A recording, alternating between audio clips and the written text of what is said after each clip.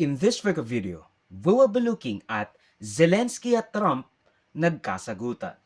Dole, pinanigan ang Nexperia, bilyones na tulay, nag-collapse, at marami pang iba.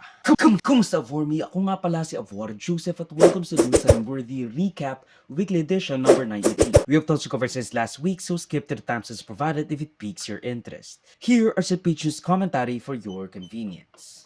Dole, pinanigan ang Nexperia laban sa manggagawa. Ano ba dapat ang papanigan ng isang ahensya ng gobyerno? Ang mga manggagawa? Ang batas? O ang mga malalaking negosyo? Well, walang masyadong news report patungkol dito sa strike na isinasagawa ng mga manggagawa laban sa pabrikang Nexperia na gumagawa ng semiconductor at electronics sa bansa. It is estimated na ayon sa ilang reports noong January 2025 alone, nag-export ang Pilipinas ng mahigit 3 bilyong dolyares o mahigit 160 to 180 billion pesos noong January 2025. It is literally the largest export ng ating bansa. So, ano nga ba ang hinihingi ng mga magagawa? Bakit sila nag-strike sa Nexperia sa Cabuyao, Laguna?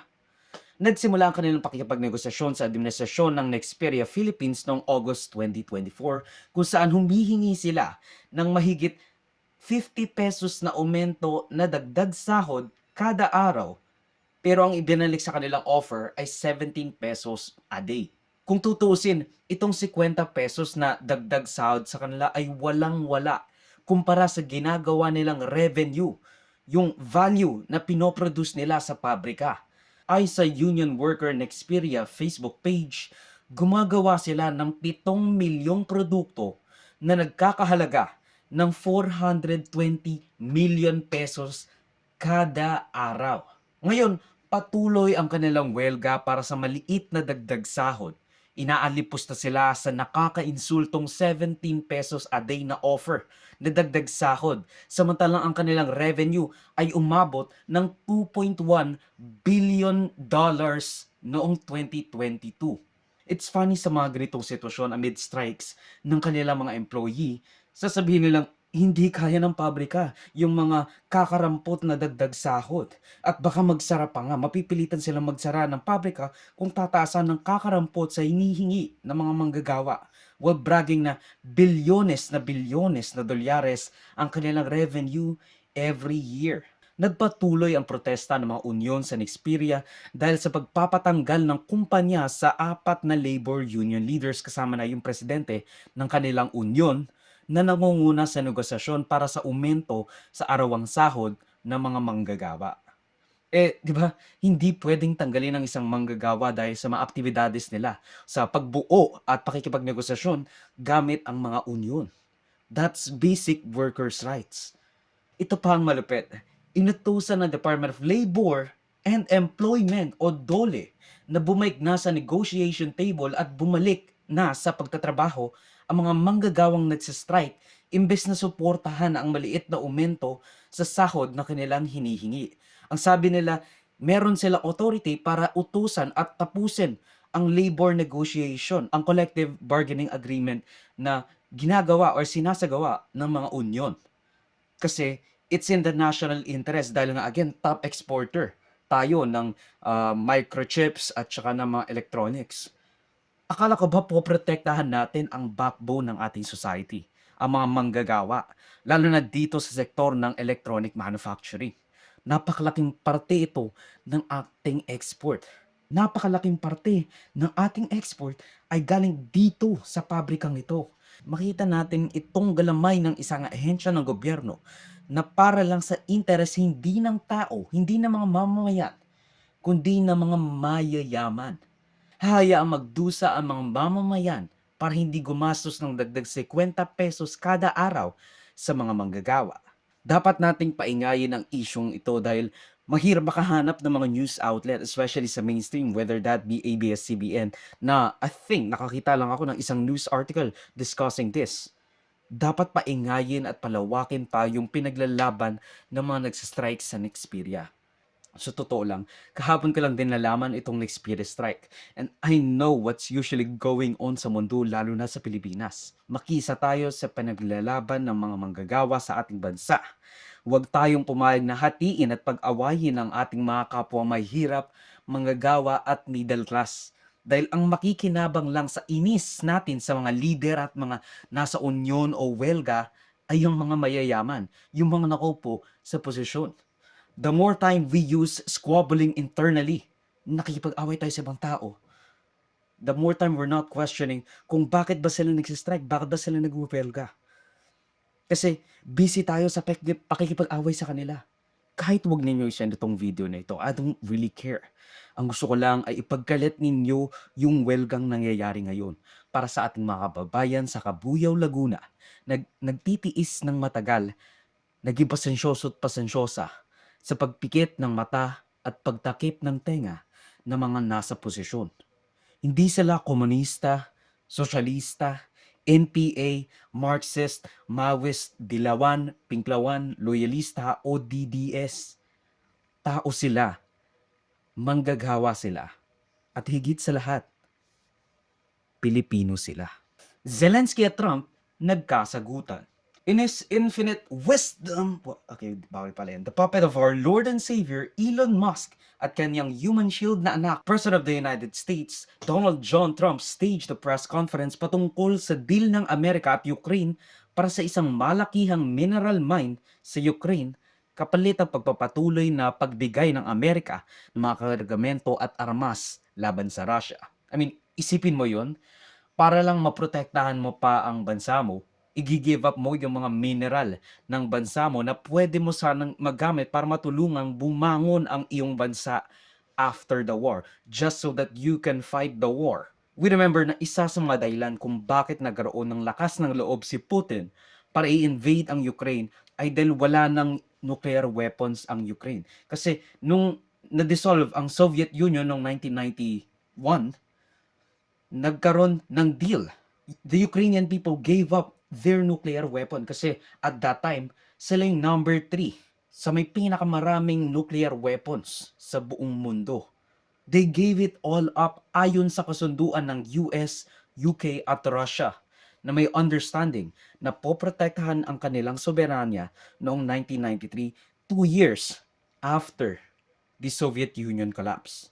Matandaan nating tinatawag ni Trump at mga kaalyado nito na diktador si Zelensky dahil walang eleksyong nangyayari sa Ukraine matapos ang ilang taong digmaan na ngayon kanyang tinatanggi. Mr. President, you talked about having common ground with Keir Starmer, but there are things you disagree on as well. You described Zelensky as a dictator. He describes President Putin as a dictator. Do you see that as a problem? The relationship between President Zelensky and President Putin is not a good one. You've noticed, right? It's not a good one. It's not a good relationship.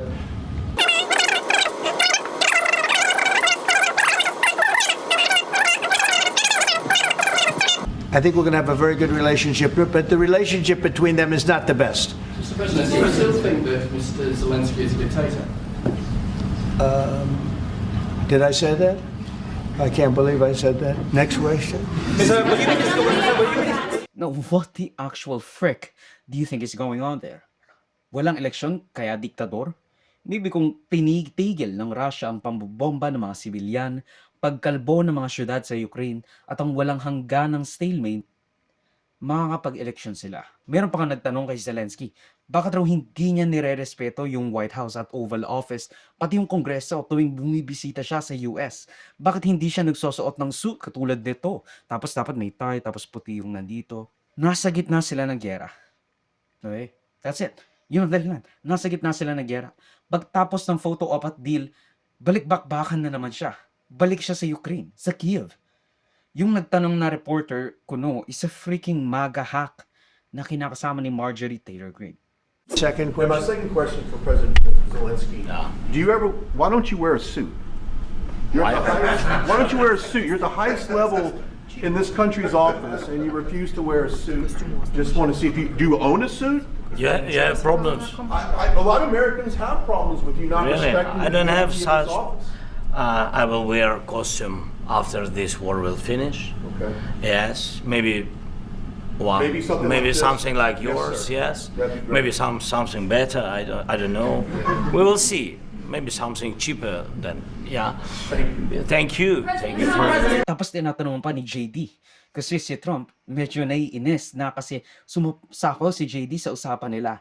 It's supposed to be all about Trump, but when it devolved into a shouting match dahil humihingi si Zelensky ng assurance na unlike dati, susundin ni Russia yung ceasefire, hindi pa nga raw nagte-thank you si Zelensky at kinakalaban pa si Trump. Ina-antagonize daw siya sa American media. And I want to get this thing over with. You see the hatred he's got for Putin. It's very tough for me to make a deal with that kind of hate. He's got tremendous hatred. I can tell you the other side isn't exactly in love with, him either.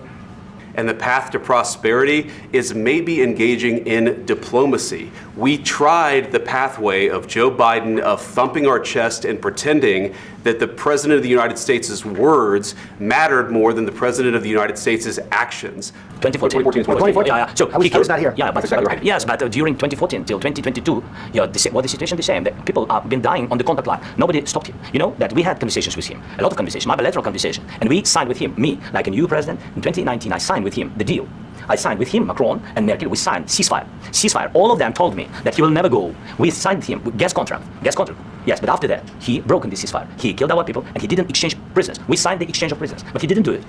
What kind of diplomacy, JD, you are speaking about? What do you mean? I'm talking about the kind of diplomacy that's going to end the destruction of your country. Yeah, but if you Mr. are President, not- with respect, I think it's disrespectful for you to come to the Oval Office and try to litigate this in front of the American media. Right now, you guys are going around and forcing conscripts to the front lines because you have manpower problems. You should be thanking the president for trying to bring it into this Have you ever conflict. been to Ukraine that you say what problems we have? I have been to. Come on. I've actually watched and seen the stories, and I know what happens is you bring them on a propaganda tour, Mr. President. Do you disagree that you've had problems bringing people in your military? We have And do you think that it's problems. respectful I will to come to the Oval Office of the I will United States of America and attack the administration that's trying to prevent the destruction of your country? A lot of questions. Let's start from the beginning. First of all, during the war, everybody has problems. Even you, but you have nice ocean, and don't feel now, but you will feel it in the future. God bless. You don't know that. God bless. You don't God know bless. that. You're not You in gotta- war. Don't tell us what we're going to feel. We're trying to solve a problem. Don't tell us what we're going to feel. I'm not telling you. Because I'm you're in no answering position to questions. dictate that. That's Remember exactly this. what You're in no position to dictate what we're going to feel. You've allowed yourself to be in a very bad position, and he happens to be right about From the it. very beginning of the war. You're not in a good Mr. position. I was- You don't have the cards right now. With us, you start having I'm not playing cards. cards. Right now, you don't I'm have very any playing serious, cards. Mr. President. You're I'm playing very cards. serious. You're gambling I'm with the the lives of president millions of of people. war. You think- You're gambling with World War What are III. you You're speaking gambling about? with What are you World War speaking III. And what you're doing is very disrespectful to the country, this country. I'm It's with back all to you. respect to you. Far more than a lot of people said I'm very they should respect. Have have. you said thank you once? A This lot entire of meeting? times. No, in this Even entire meeting, today. you said thank you. Even today. You went to Pennsylvania and campaigned for the opposition in October. Offer some words of appreciation for the United States of America and the president who's trying to save your country. Please, you think that if you will speak very loudly about the war, you He's can not speaking loudly. He's not speaking loudly. Your country's in big trouble. Can I Wait a answer? minute. No, Can you've I done a lot of answer? talking. Your country is in big trouble. I know. You're not I winning. know. You're not winning this. I- You have a damn good chance of we are coming out staying- okay because of Mr. us. President, we are staying in our country, staying strong from the very beginning of the war. We've been alone, and we are thankful. I said thanks You haven't in been this allowed. cabinet. You haven't not been only in this allowed. We cabinet. gave you, through I the said stupid thanks. president, $350 billion. You We voted gave for you your military president. equipment. You And you voted men for are brave, your but they had to use our military What equipment. about If you didn't you have our invited military me. equipment, You invited if me you to didn't have speak. our military equipment, this war would have been over in 2 weeks. In 3 okay? days, I heard it from Putin. In 3 days. This is something Maybe new. less. In 2 weeks, of course, yes. It's going to be a very hard thing to do business like this. I can tell To you. say thank you. I said a lot of times, thank you Except to American that there are disagreements, and let's go litigate those disagreements rather than trying to fight it out in the American media when you're wrong. We know that you're wrong. But you see, I think it's good for the American people to see what's going on. I understand. think it's very important. That's why I kept this going so long. You have to be thankful. You don't have the I'm cards. thankful. You're buried there. Your people are dying. tell you You're again, running I low on know. soldiers. Don't- Listen, don't, please, you're running Mr. low on President. soldiers. It would be a damn good thing. Mr. And then President. you tell us, I don't want a ceasefire. I don't want a ceasefire. I want to go and I want this.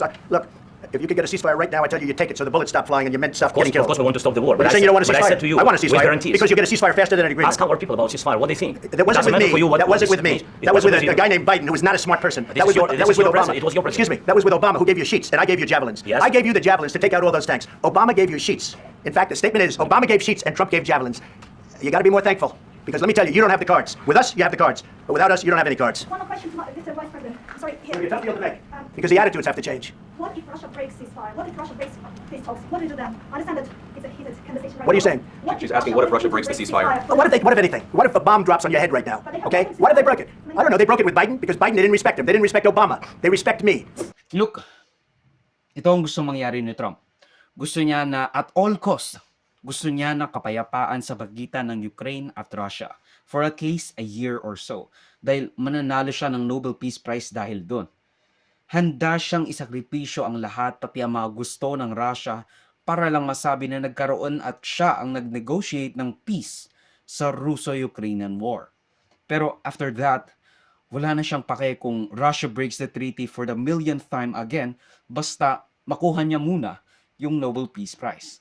Kasi nasa kanya na yung Nobel Peace Prize. So he needs the ego boost. Gusto rin ng Russia ng ceasefire ngayon kasi apparently hindi maganda sa ekonomiya mo lalo na at isa kang autocrat na puwersahin ang mga lalaki sa conscription. Ibuhos ang pera sa isang gyerang hindi gumagalaw. Nakakahiya pa kasi akala mo mabilisan lang ang magiging labanan dahil superpower ka tapos yung sinasakop mo napakaliit tapos dating parte pa ng iyong domain. Nakakahiya. Tapos ngayon, hindi mo man lang masakop. Now, in the end, hindi natuloy ang pirmahan ng mineral deal that would have greatly benefited in the US. Dahil, wait, in the end, hindi natuloy ang pirmahan ng mineral deal that would have greatly benefited the US dahil maraming rare earth metals sa Ukraine. Dahil dito, the US is already losing its allies when it literally is the duty of the United States to project na willing kaming protektahan kayo, lalo na ang Ukraine in the first place, para hindi matakot ang Pilipinas, Japan at Taiwan. Lalo na at unti-unting naging agresibo ang China sa West Philippine Sea at Taiwanese Strait. And for the first time ever, nag-meet ang leader ng NATO countries at Ukraine nang wala ang US. And that's a big fucking deal. Kasi ibig sabihin nun, they are willing to, at the very least, talk to Ukraine without their big daddy US. Kasi unreliable na siya. At least Europe is now taking notice na unreliable ang US, especially under the Donald Trump presidency at ang kanyang isolationist policies. Now, at the end of the day, it's night. You know, ultimately, itong realist at definitely antagonistic na operasyon ni Trump on foreign policy will either alienate a lot of leaders or push them to defend themselves with less US soft and hard power influence na nooy inaako ng US matapos ang World War II at collapse ng Soviet Union bilang world police. Pero ngayon, mawawalan na sila ng jurisdiction, mawawalan na sila ng impluensya na, magdikta sa mga maliit na bansa para gawin yung gusto nilang gawin. Kasi wala na silang ibinibigay. Hindi na nila ginagaranti na sila ang magiging world police. Na hindi na ito multipolar world. Wala nang US hegemony na pwede tayong mag-rely. Tulay, bumagsak sa Isabela. Cabagan Bridge has fell down. It fell down, it fell down. Santa Maria Bridge has fell down. My new Bridget. So, what made the Cabagan to Santa Maria Bridge sa Isabela collapse? What made the 1.2 billion peso bridge fall down? Ang tinuturong dahilan ay ang isang truck na may bigat na 102 tons kasama pa ang dalawang truck sa harap at likod nito in a bridge that can only handle 44 tons of weight. Pinaghahanap ngayon ang flagman na nagpapasok umano sa truck ng nasabing bridge. Unang inumpisahan ang konstruksyon nito noong 2014 and was built part by part dahil sa concerns dahil hindi raw ito earthquake proof kaya ni-retrofit noong 2018. Unang inumpisahan ang konstruksyon nito noong 2014 and was built part by part dahil sa concerns unang inumpisahan ang konstruksyon nito noong 2014 and was built part by part. Pero dahil sa concerns dahil hindi raw ito earthquake proof, ni-retrofit noong 2018 ang nasabing bridge na inabot ng 6 na taon to 2014. Initurong dahilan ng nasabing collapse bukod sa overloading ay ang design flaw dahil sa sobrang minimalist under-design corruption at form over function thinking. And corruption. Design flaw. It is a design flaw. Mali yung design. Ang history kasi nito, dapat ang funding nito was supposed to be, ang project cost nito is 1.8 billion. So binawasan to under 1 billion para makamura. Ayan, inayos ngayon, ginawa ngayon yung detailed design. Design is really weak. Dahil kung tutusin ninyo, this is supposed to be a suspension bridge, nakasabit. Ganyan yung arko na ganyan, tapos yung bridge suportado ng kable. Ito lang ang suspension bridge na nakita ko sa buong mundo na hindi kable. Again, pagtapos ng news na for the recap weekly edition for roughly the first week of March 2025. Mag-search sa more topics and requests na balita if you feel amas present them in any way. Salamat sa panonood mga kabang for me, like, subscribe, follow my links sa socials na for Joseph the Web link down below. So susunod muli of course. Paalam.